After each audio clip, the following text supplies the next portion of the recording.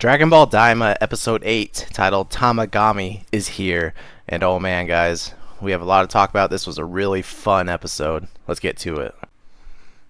So, right off the bat, Tamagami 3 asks Goku if he's challenging him for the Dragon Ball. Goku says yes.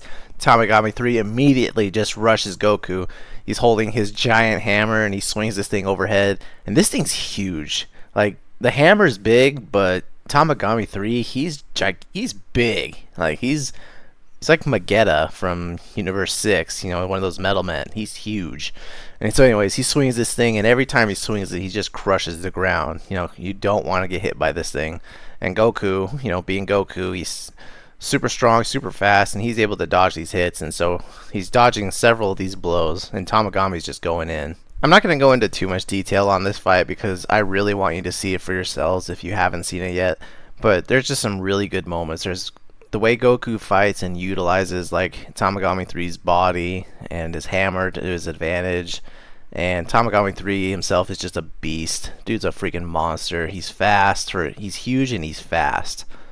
And I wasn't expecting it. I was thinking he was going to be the big, this kind of the lumbering one, but he just packs a lot of power behind like all of his hits. But no, he's really fast. And Goku, he struggles for a while.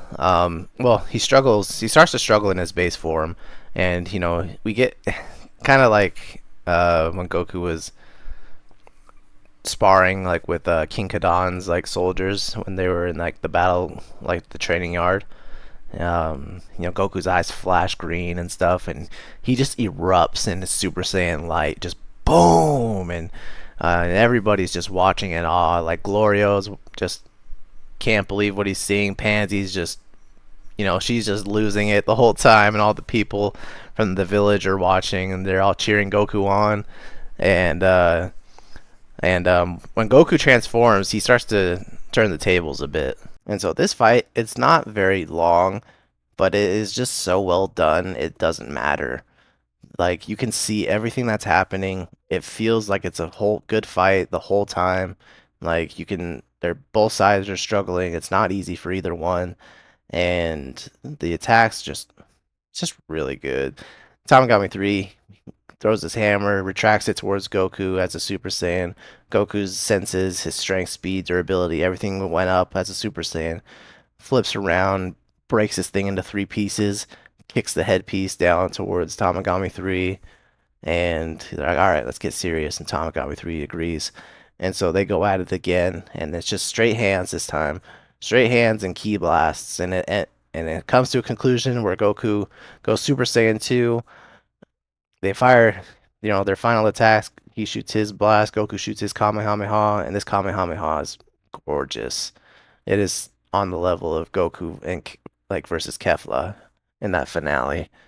And so the two attacks collide. Goku's Kamehameha just eats his alive, just punches right through it, and Kamigami 3 catches the Kamehameha. He's just getting dragged.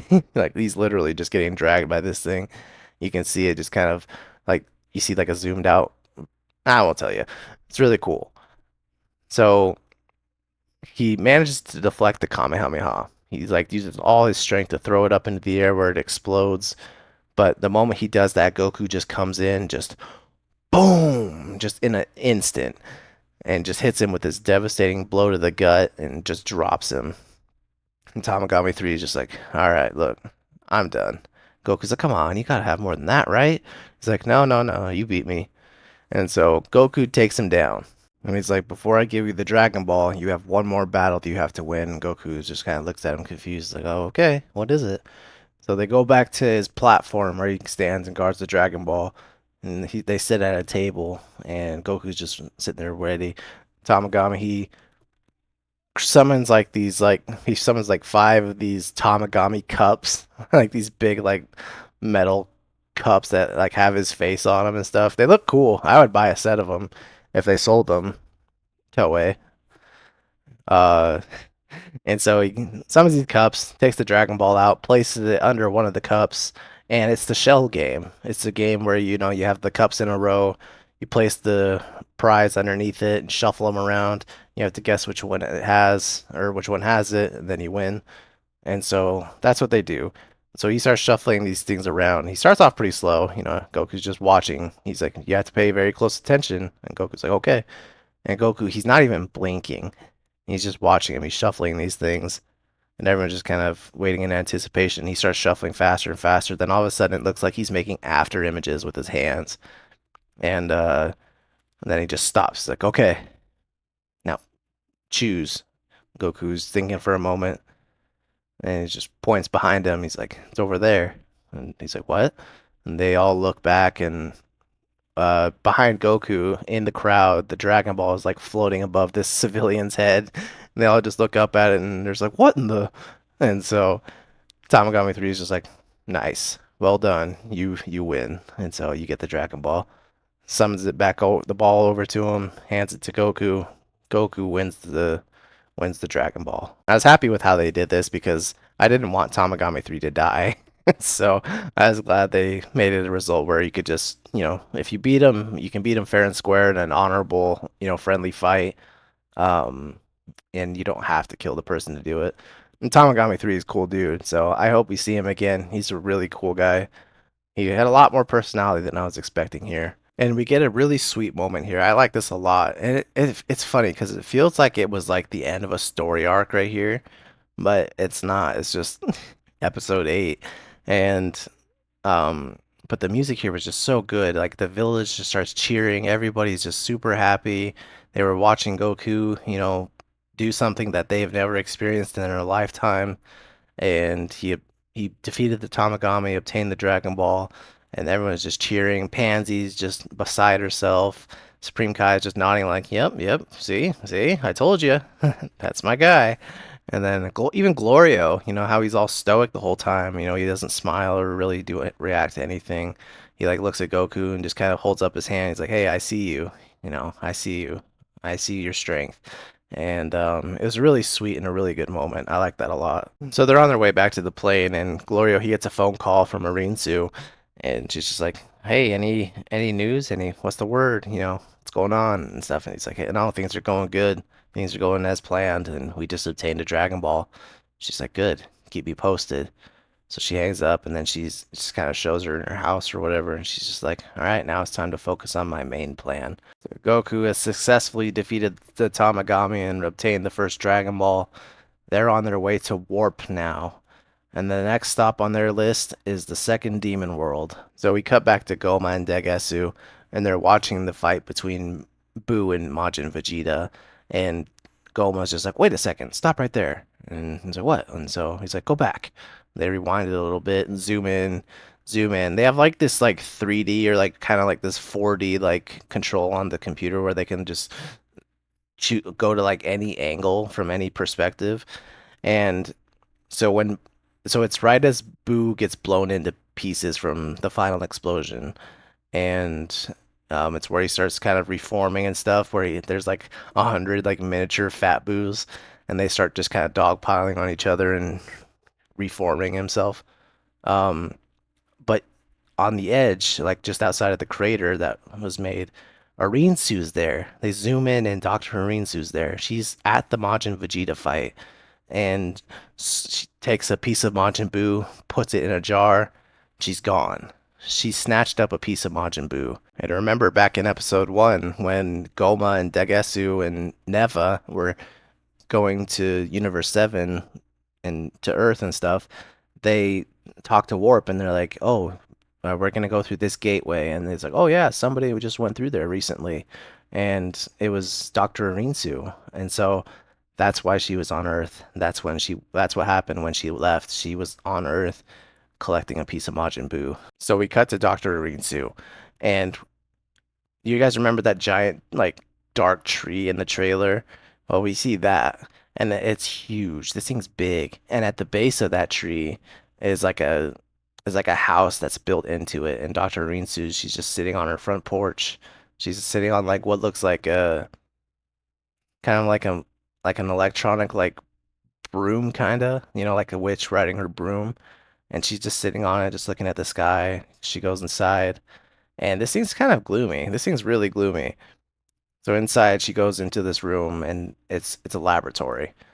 just bottles and beakers everywhere. And here we meet a new character that hasn't been introduced in this series yet. She's brand new, and her name is Marba, and she looks like some sort of like witch, and she's just standing over this cauldron pouring in stuff. So Marba seems to be some sort of witch, and she's working with Arinsu, and she mentions that she is using like the fragment of Majin Buu in this brew that she's making, this potion or whatever. And Arinsu says good, that she took great risks to go and get it. But Marba says she's ready, or it's ready. So they pick up the cauldron, they head outside. Arinsu says, that this had worked because last time it was a failure, that the last Majin couldn't even beat me, is what she said. And it appears that she created something, and that something turned out to be a failure. So Arinsu, she leans in, she's just looking at Marba, and she's just like, I had thought that you were the one who created Majin Buu. And Marba, she's just stirring her potion still. She's not saying anything for a moment. We see a glimpse of her black robe with like the red streaks, and she's got a big red Majin insignia, the big Majin M on her outfit. And it's the same one on Boo's pants, the same one on Majin Vegeta, Deborah, Spopovich, and Yamu, Pui Pui, Yakon, all of Babidi's slaves. She has this thing on her cloak. And Marba, she's just kind of playing aloof. She's like, well, I heard that Bibidi is the wizard who created Majin Buu and Arinsu. And she just kind of giggles to herself and leans closer. She's like, no, I know the truth. I know that Bibidi came to you to create Majin Buu, that Bibidi never had that sort of ability, and that Majin Buu is the one who threw the demon realm into utter chaos in the past. And because of that, other members of her race, the Glins, or the Kaioshin, fled the demon world, or fled the demon realm into the living universe, where eventually Bibidi and Buu went on their rampage, went to the Kaioshin realm, and killed Daikaio and three of the other Supreme Kais. And actually, not Daikaio. Daikaio's alive. He exists inside of Good Buu currently. His consciousness, everything that he was, um, remained with him when Kid Buu was destroyed and when Kid Buu spat him out. So there it is. There's the biggest lore bomb, probably in Daima so far, or one of them, because there's been several. That this Marba witch is the one who created Majin Buu and is responsible for a lot of chaos that has happened in the demon world or demon realm. And that's probably why she was saying, she's like, I heard that it was Bibidi. She doesn't want that information out. She doesn't want people to know that she's responsible for all this. And so it's probably, why she's kind of a recluse right now, off living on her own, or hiding with Arinsu, and Arinsu is just like, don't worry, I'll keep it a secret for you. Marba then states, quote, that thing was just a fluke, close quote. And so, in that you can hardly call it a success, and that he was incredibly powerful but couldn't be controlled and went on a rampage.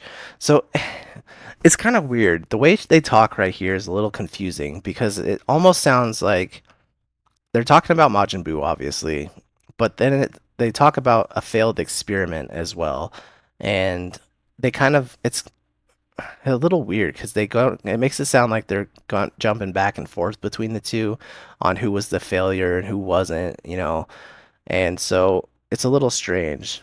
And Arinsu says that, she might be a brilliant scientist, but even she can't make a Majin. And then Marva states that this time she has focused on controllability, so should work. So it seems that Marba and Arinsu are trying to create some sort of Majin Buu, or maybe a knockoff of Majin Buu, maybe some different type of Majin Buu.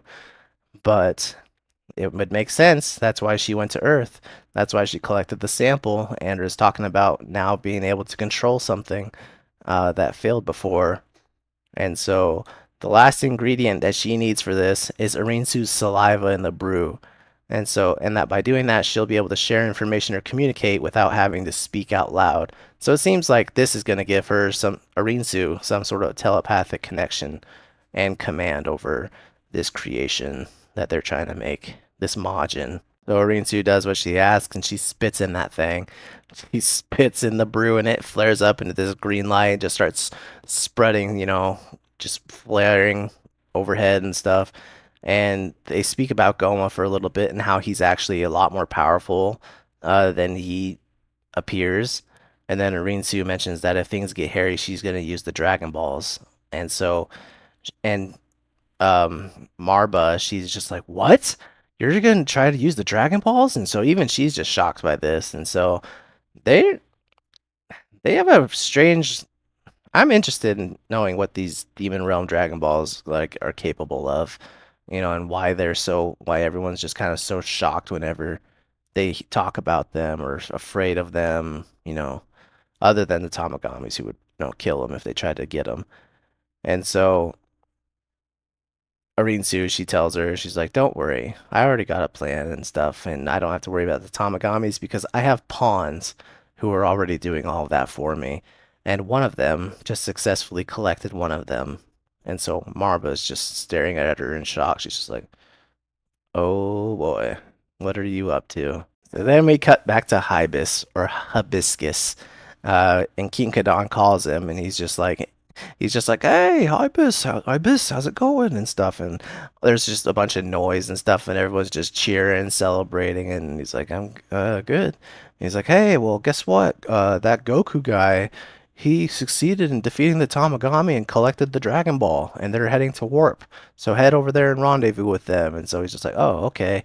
And they're just celebrating. They're like having like a big old party because Goku won. And I guess it makes sense because, he's probably excited because he's one step closer to becoming the Supreme Demon King, which is what he told Goku he wanted to do, and that he would be a better one than Goma. Um, because remember, there's people who also want to be the Demon King. Even Arinsu mentions it in this episode. She's like, "If I become Supreme Demon King, this will happen." And then now we have King Kadon, who's also like, If I become king, this will, I'll be much better." And so they're cheering him on and stuff. And Vegeta asks Hibis, he's like, "Hey, tell me about the Demon Realm Dragon Balls." And he demands this information from him, and Hibis just ignores him. But she's like, "Hey, tell me about the Demon Roll Dragon Balls." And he's like, and he just kind of turns back and looks at Vegeta. He's like, "You're not even a king," and he says he's not even a king and that he's ignoring him because he's arrogant. And so Vegeta, he's just red, his veins just popping, and he's just pissed off, and he's trying not to freak out. And he's just like, "Ugh, all right, so fine, please." And so just a fun little gag scene at the end. And so I think we're close. I think in the next episode or two, Vegeta and Goku and them are gonna be reunited, and the whole team is gonna be together. So a lot of exciting things coming up. This is a really good episode. That fight was amazing. We got interesting lore, new information. I swear, the biggest thing and the most what we've gotten probably the most so far out of Daima is new lore, and I don't think they're slowing down on that. So it's a lot of stuff to come. Interesting, a lot of interesting information. So that's it. I'm gonna wrap it up here. Thank you so much for stopping by. Appreciate you. Please like and subscribe. It really helps me out. I hope you were able to have a good and entertaining time. And we will catch you guys next time. Take care.